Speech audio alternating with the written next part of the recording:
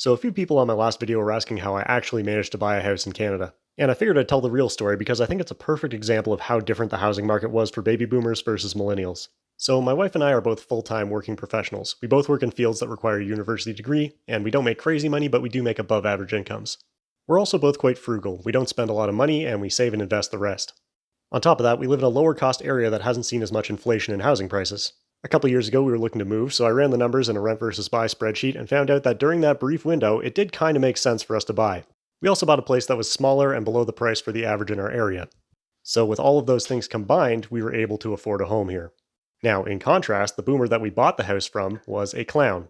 And I don't mean that in a figurative sense, I mean someone who put on clown makeup and a clown costume and performed professional clowning services in exchange for money. And this was their investment property. The only reason they were selling it is because their long-term tenants were moving out and they didn't want to deal with re-renting it. Now, I'm not saying that clowning isn't a legitimate job, it's just not generally as lucrative as what we do. Now, there were a lot of comments on my Dave Ramsey videos saying that, if you make enough sacrifices and you save up enough and you work hard enough, then it's not impossible to buy a house. And that's kind of missing the point, which is that it's getting harder and harder over time to do it, and the cutoff point is getting higher and higher. Obviously, it's not impossible. I managed to do it, but I also recognize the ways that I've been fortunate and that I've been in the right place at the right time. And I understand that other people have circumstances that are different from my own. So yeah, if you manage to do it through hard work and disciplined saving, you should feel good about yourself and you should be proud of yourself for doing that. But you shouldn't be projecting your own experience onto the rest of society as a way to criticize them. Just be cool,